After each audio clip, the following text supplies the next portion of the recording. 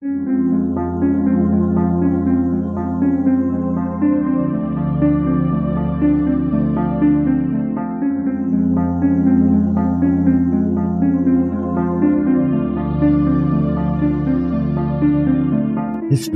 tells the story of the world and of our lives.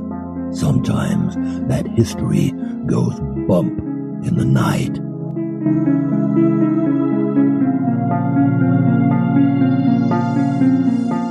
Broadcasting from the center of oddity and the supernatural in Central Florida, it's the History Goes Bump podcast.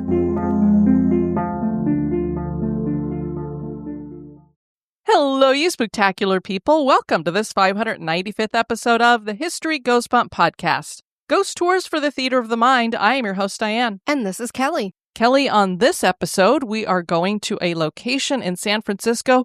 This is such a cool-looking building because it's Victorian, and you know that's my favorite style of architecture. And it's actually named for the type of architecture that it is, the Queen Anne Hotel. Looking forward to it. Apparently, it's quite haunted. Before we get into that, we want to welcome into the spooktacular crew, Michelle with 2 L's, Becky, Nancy, and Scott. Thank you for joining our spooktacular group. And now this moment in oddity.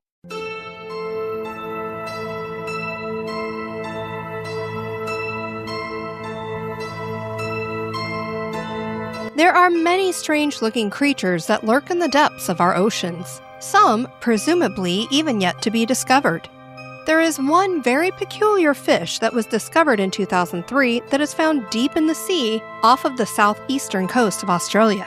It is known as the smoothhead blobfish. Its neighborhood ranges from 2,000 to 3,900 feet deep, and its looks are like that saying, quote, "a face that only a mother could love." Strangely, it resembles a gelatinous-faced old man with a very large nose. The unique creatures do not have a swim bladder, and their body density is slightly lower than that of water, which allows them to float just above the seafloor. They also do not have a full skeleton, which also lends to their blob-like appearance, especially when brought to the surface. Its head makes up 40% of its body mass. They are usually found around 1 foot in length, and it is said that they can live up to 130 years. Although we enjoy the creepy at History Goes Bump, please only search images for this creature, if you dare. You have been warned. Oh, I think it is cute. Coochie coochie coo. We don't know if the smooth-headed blobfish would win the ugliest fish in the world title, but it certainly is odd.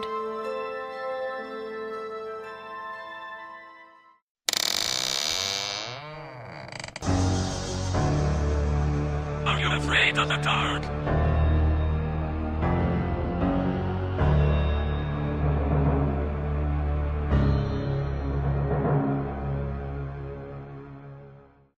And now this month in history.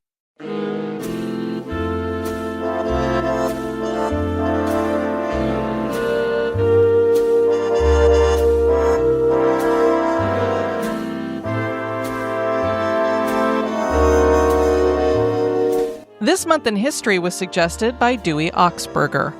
In the month of July on the 4th in 1869, the world's largest floating dry dock began the longest span of its voyage from Porto Santo, Portugal to Bermuda.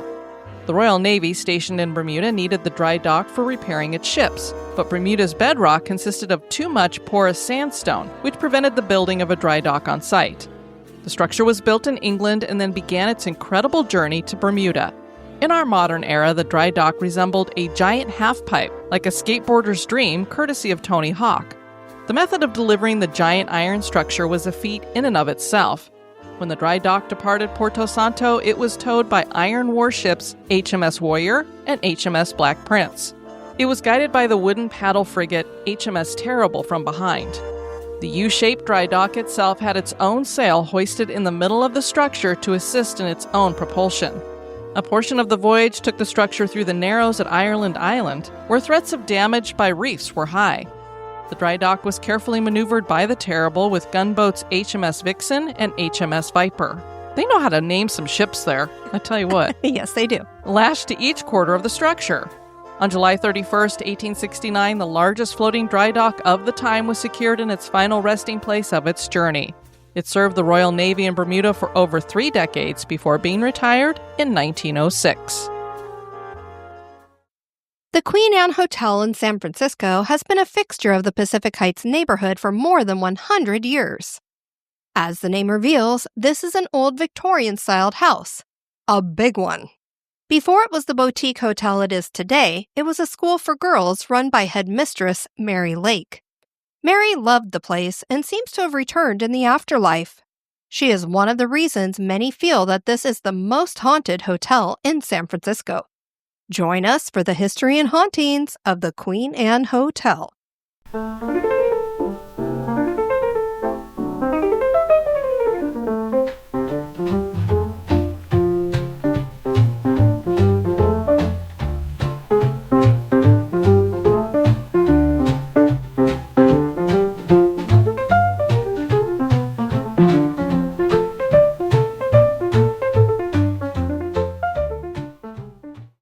The Ohlone people were believed to have arrived in the area somewhere around 500 AD, and they were here for thousands of years.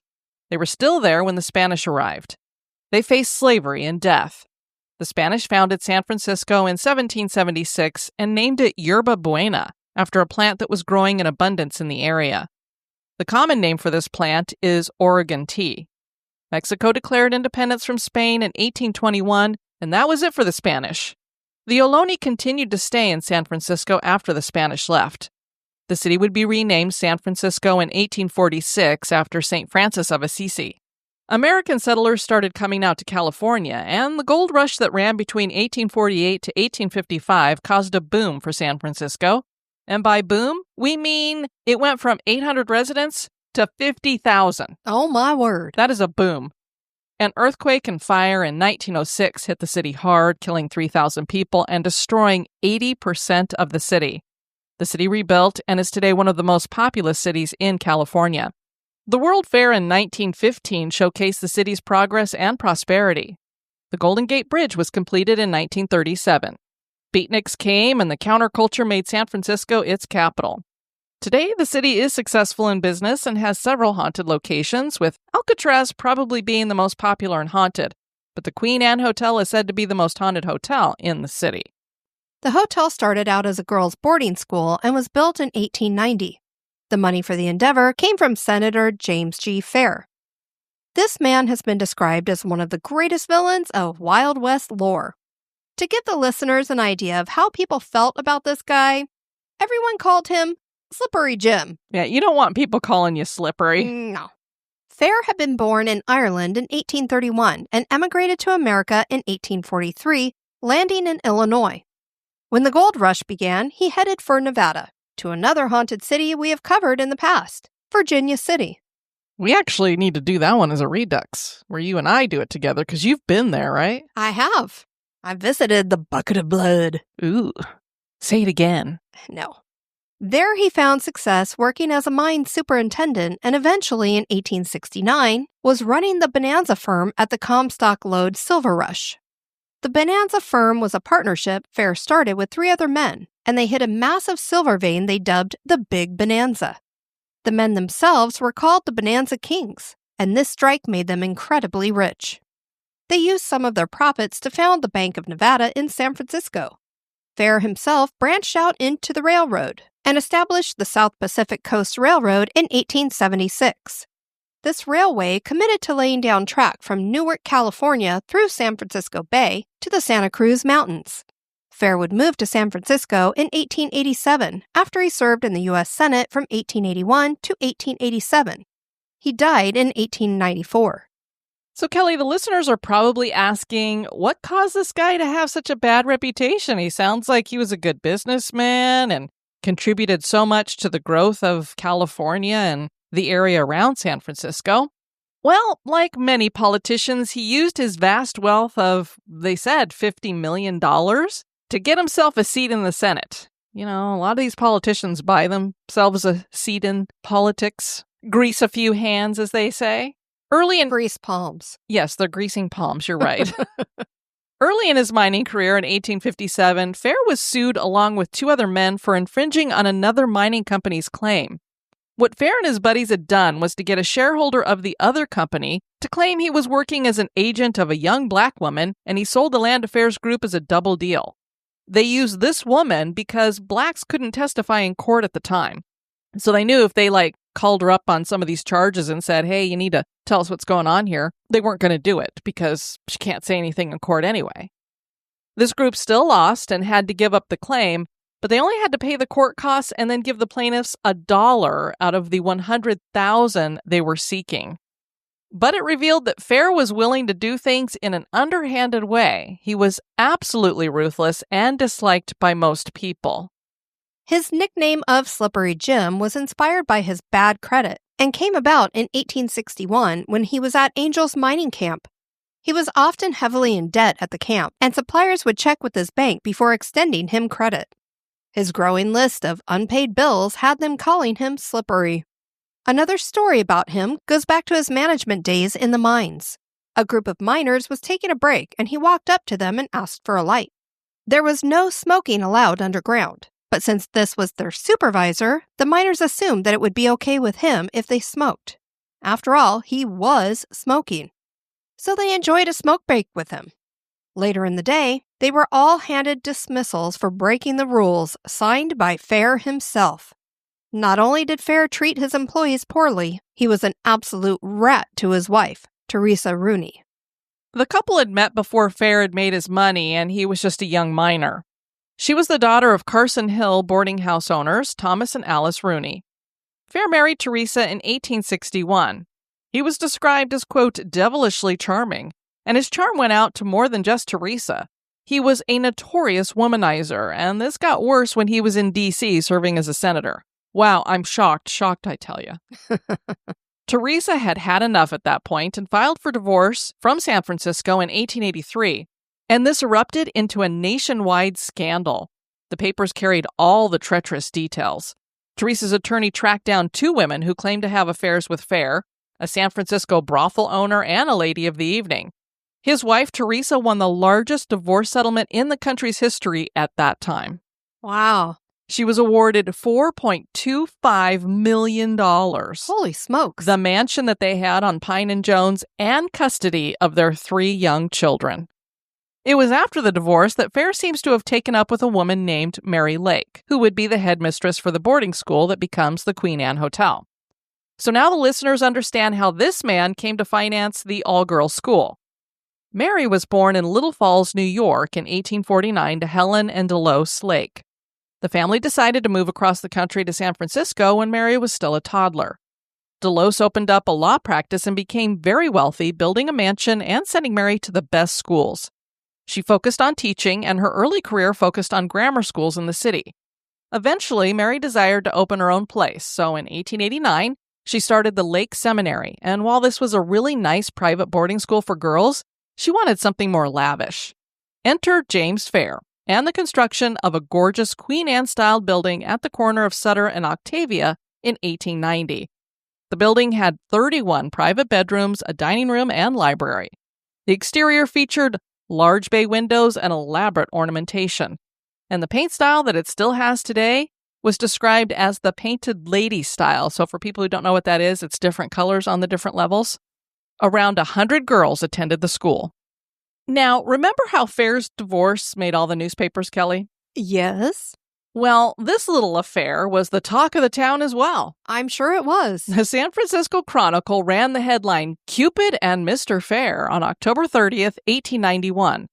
The article revealed, the pupils in Miss Lake's establishment at 1534 Sutter Street have whispered it back and forth and giggled, smiled, simpered, and laughed outright for a fortnight. So for 2 weeks, these girls have been giggling about this thing. What made it all the more interesting was the story that Miss Lake had been absent from her school for a time and that Mr. Fair had not been seen on Montgomery Street in 8 days. Egad, were they together?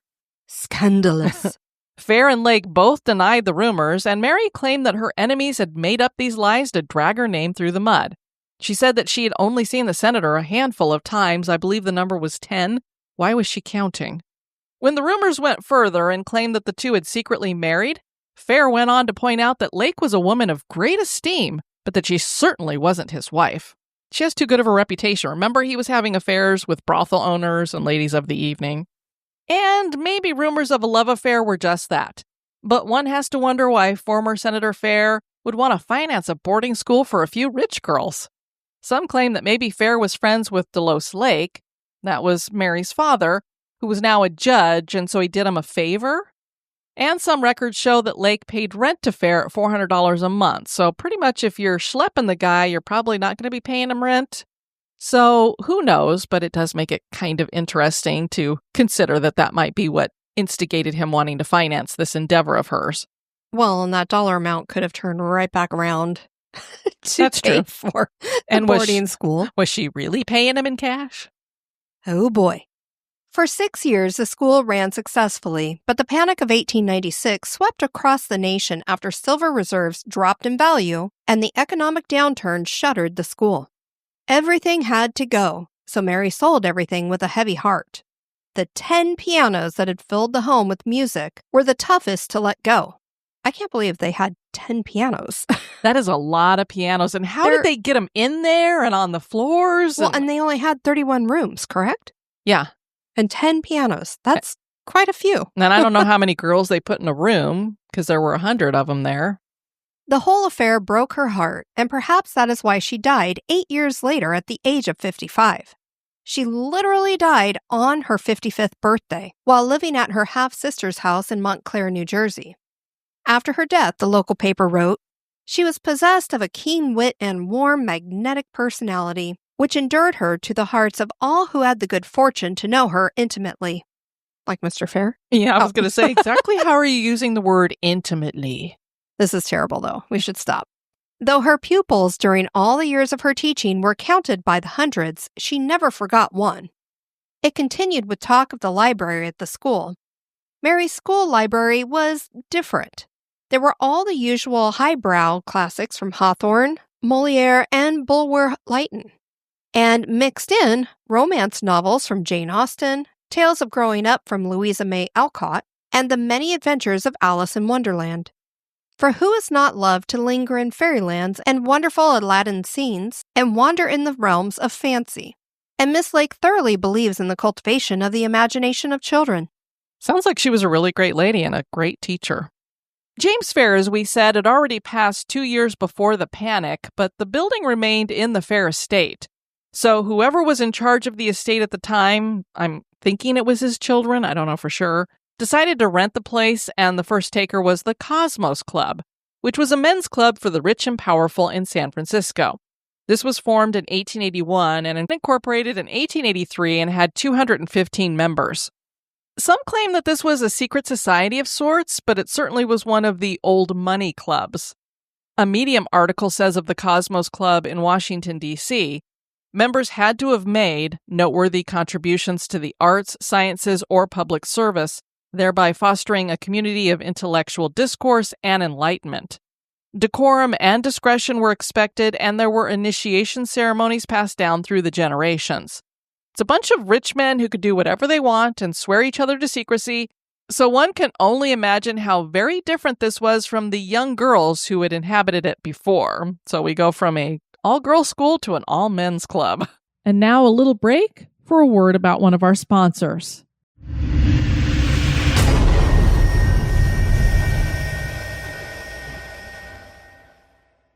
The house fell into disrepair as it changed hands until it was purchased by the Queen Anne Hotel Company and renovated and reopened as the Queen Anne Hotel in the 1980s. The hotel features a variety of room styles, event space, and runs more like a bed and breakfast with a complimentary deluxe continental breakfast. The lobby is like a time capsule. One really feels as though they have stepped back into the Victorian era with this large sitting room filled with antique furniture, sparkling chandeliers, floor-to-ceiling formal drapes, a piano, and a fireplace. Afternoons feature tea and sherry in the parlor and library. The parlor room also has a painting of Lily Hitchcock Coit, who is a prominent San Francisco socialite of the day.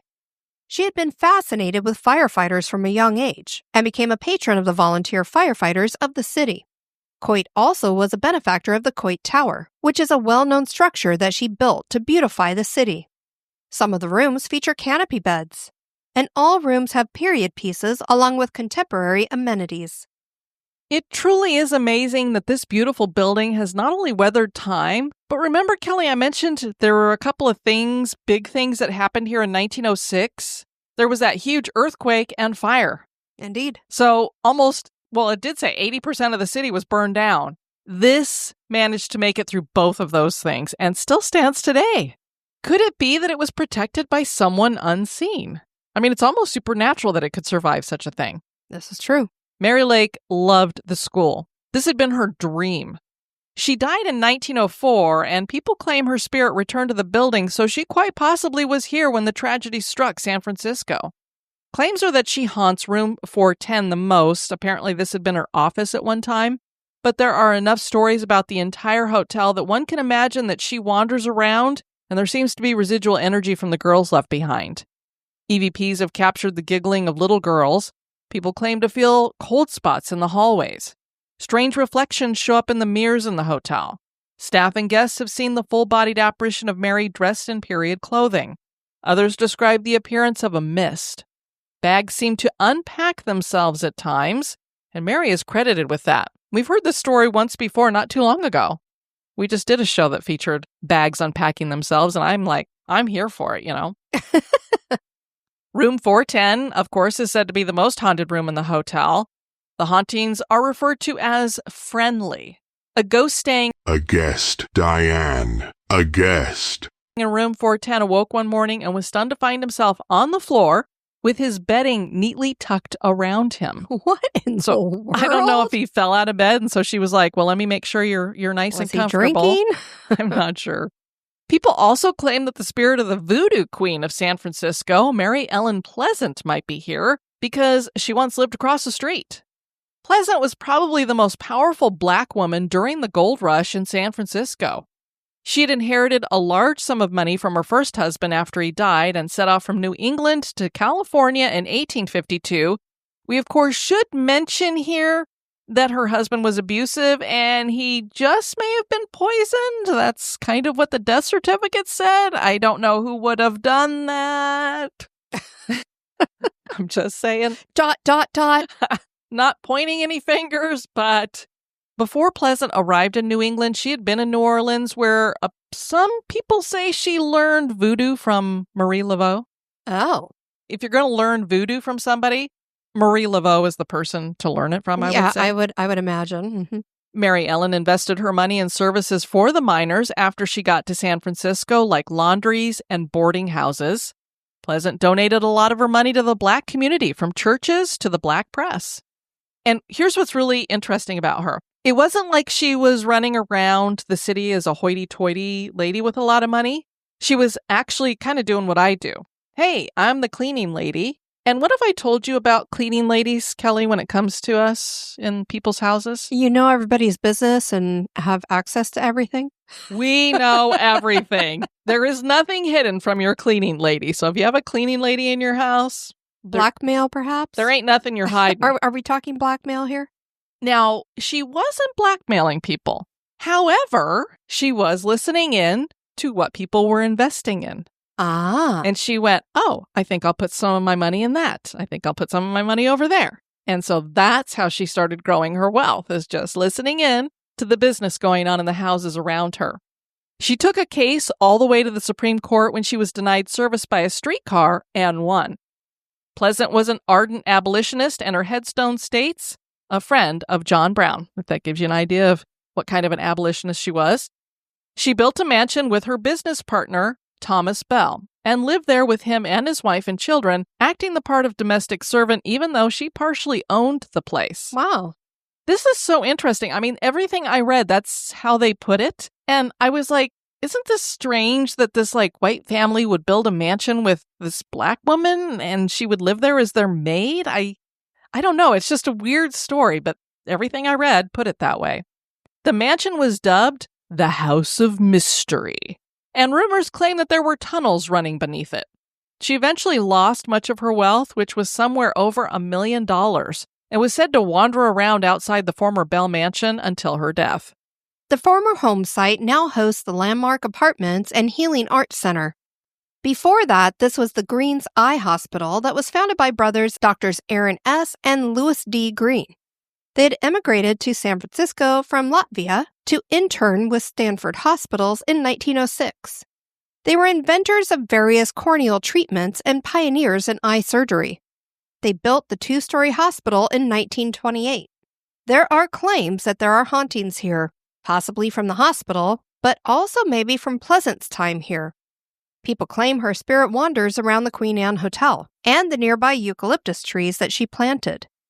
The San Francisco News ran this story on October 14, 1935 about Pleasant, whom people called Mammy.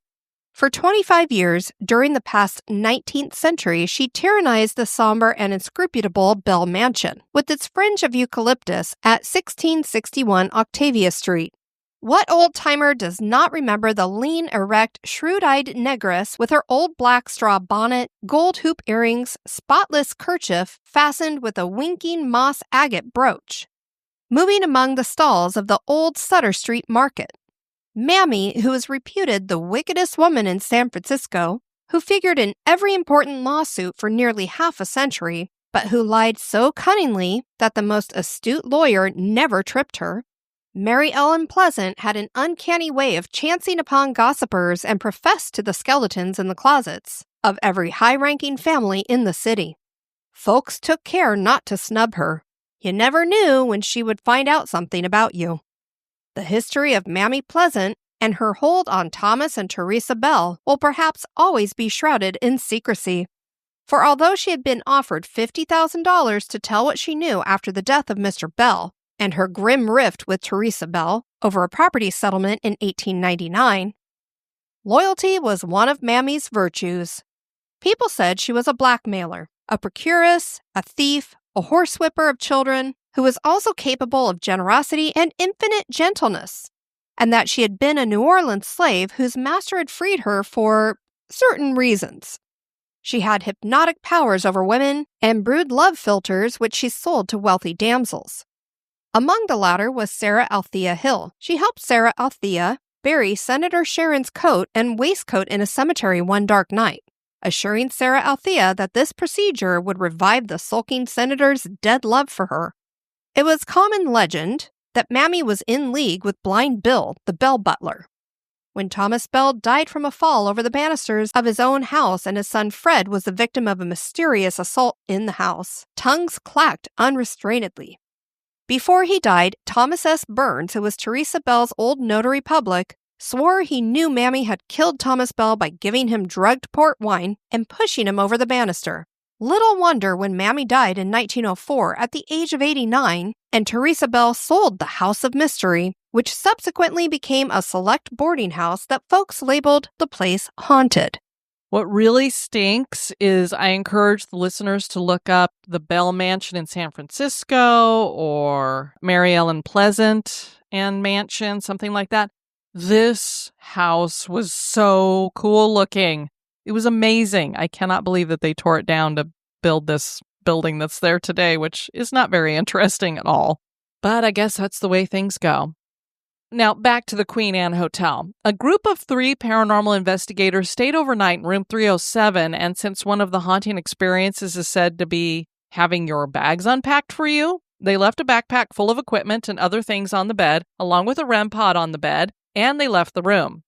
They also had set up one of their cell phones to pick up any activity on video, and when they came back, the backpack hadn't been touched, but the video revealed the REM pod going off, and it went off quite a bit and for long, steady periods. And it was in the middle of the bed, so it's not like somebody was walking by it or something, or reaching towards it. I mean, they weren't playing with it, let me put it that way. As they watched the video, the REM pod went off again, and it lasted for probably 30 seconds. A fan in the room also turned on by itself. They left again with the REM pod on the bed, and video captured it going off several times on its own. They got out an EMF detector, and it started going off, and then they heard a knock coming from a desk in the room. So they didn't get anything crazy, Kelly, and nothing with any valuable communication, like they weren't using a spirit box, but there definitely seemed to be something messing with the equipment, so I thought it was interesting. Definitely. Sam and Colby stayed in room 410 around 3 years ago. 2 girls joined them named Katrina and Stas. Before they went to the hotel, they stopped at a museum for about 30 minutes and left all of their bags and stuff in a car on the street in San Francisco. And this was a hatchback. So I'm sure you listeners can imagine what happened. So the boys had to make this video with a very basic camera and no equipment because it was all taken. But we like old school anyway. Yeah, so when they were like, well, we don't have anything, so we're just going to have to use ourselves and see what we get, I was like, you know what? I like that. I want to see what happens here.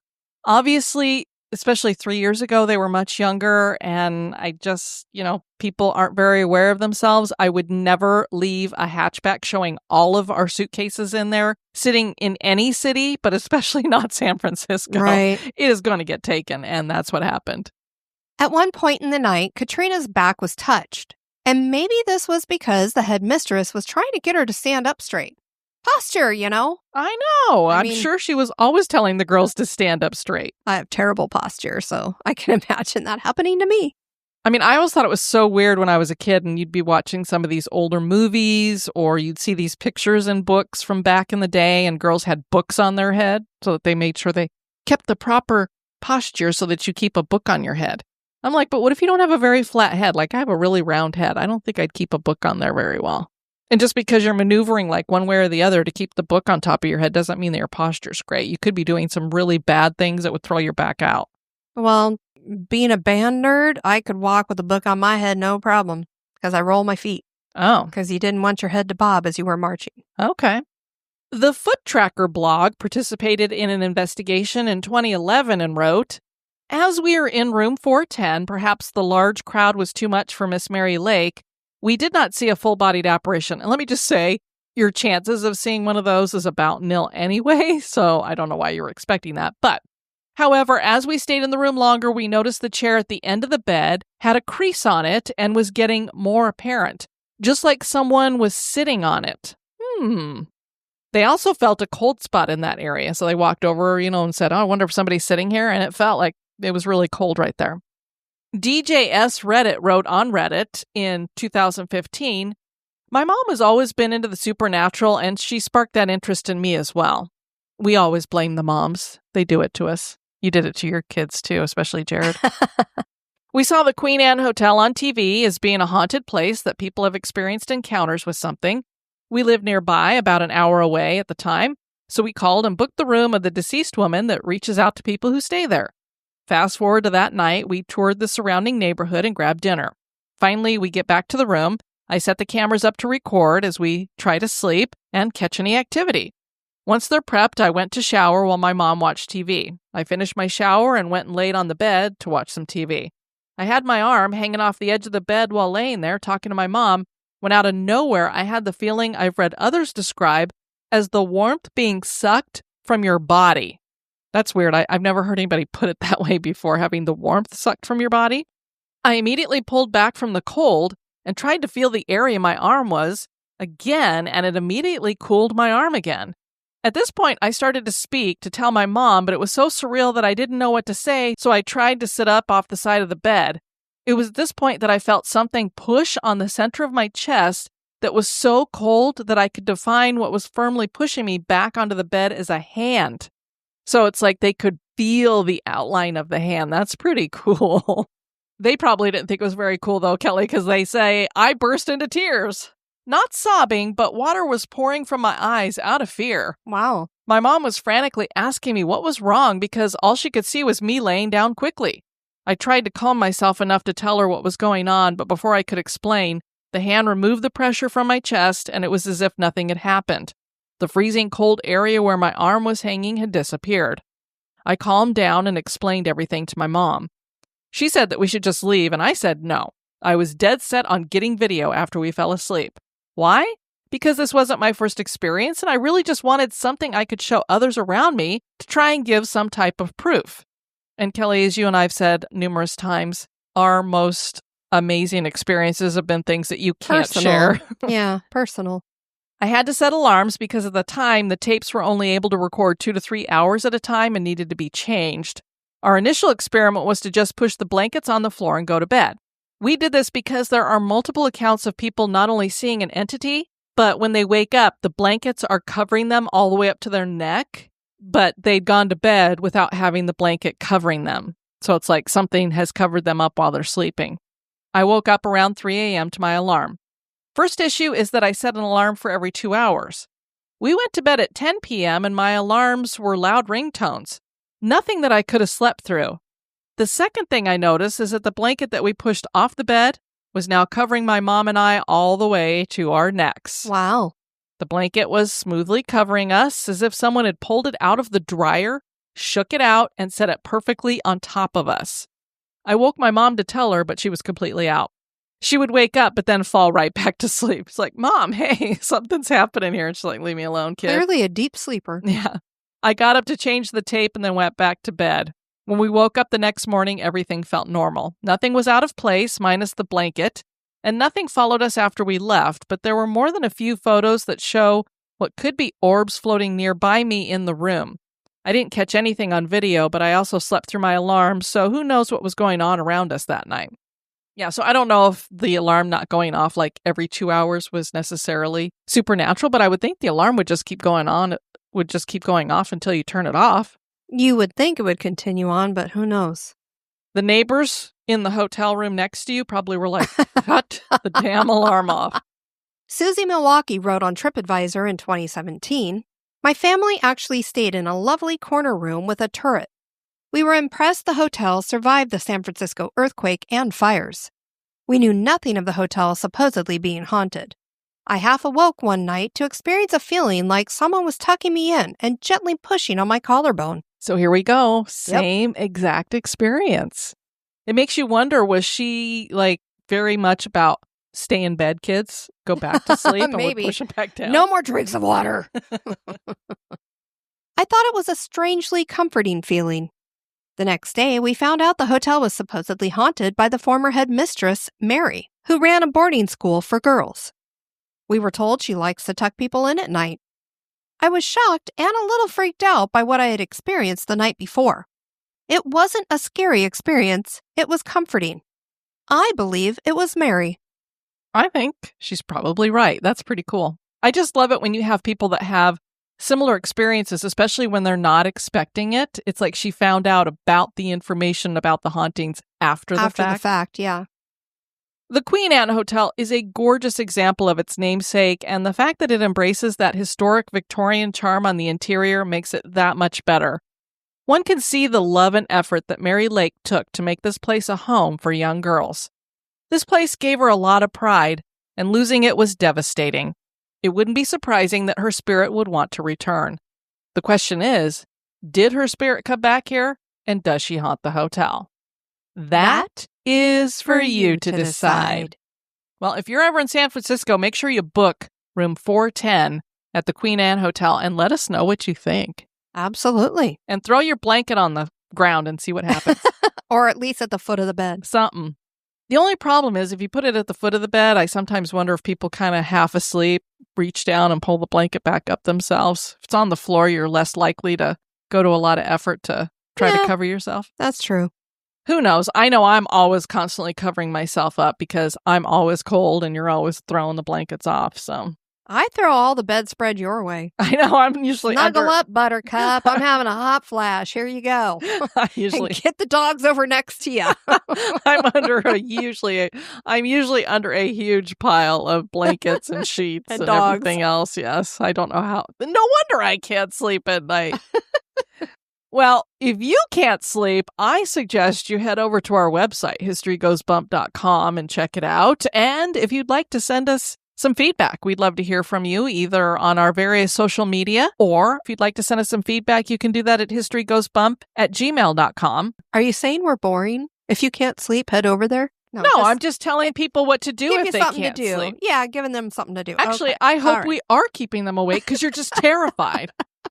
They're like, History I can't isn't sleep. boring. It's terrifying. And Kelly, you just mentioned here about sheets and covers and everything. You have broken one of the number one rules when it comes to hauntings. Every time you throw that comforter and sheet and blanket over in my direction, what are you doing? You're throwing off your security. No, it's your shield. I'm begging for a spirit to give me a nice big ol' spooning body hug to cool me off.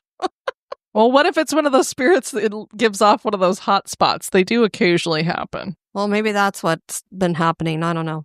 All right, so all the spirits in the world, you heard Kelly. She wants to Come be snuggle spooned up. by a ghost. Fabulous. I want to thank you guys for tuning in to this episode. I've been your host, Diane. And this has been Kelly. You take care now. Bye-bye. This episode isn't brought to you by our executive producers. You can find History Goes Bump on Spotify, iHeartRadio, Stitcher, Apple Podcasts, Pandora, Google Play, and anywhere you can listen to podcasts.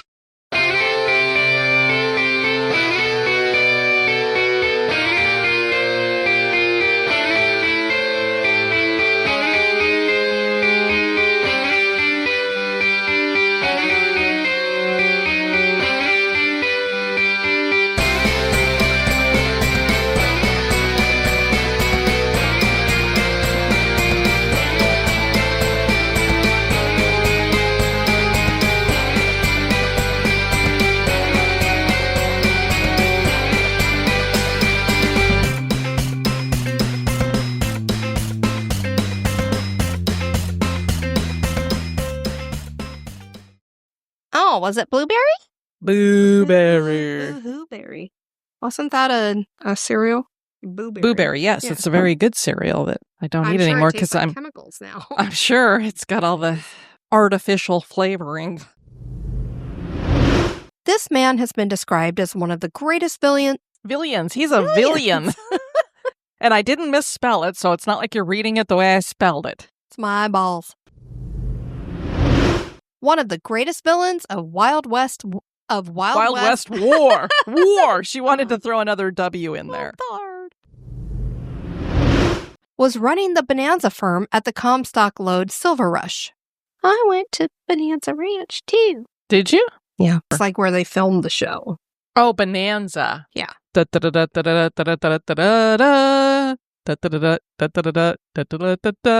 you added too many da-da-da-das in What? the Whatever. first part. It might be the blueberry beer I'm drinking. I don't know. This was formed in 1881 and incorporated in 1883. 1883. 83. We're going right through that. The lobby is like a time capsule. It's a Like a capsule. time capsule. That always makes me think of Rain Man and the way that Dustin Hoffman talks in it. The parlor room also has a painting of Lily Hitchcock Coit, who is a prominent San Francisco socialite. Socialite. I haven't even had any beer. She's so social.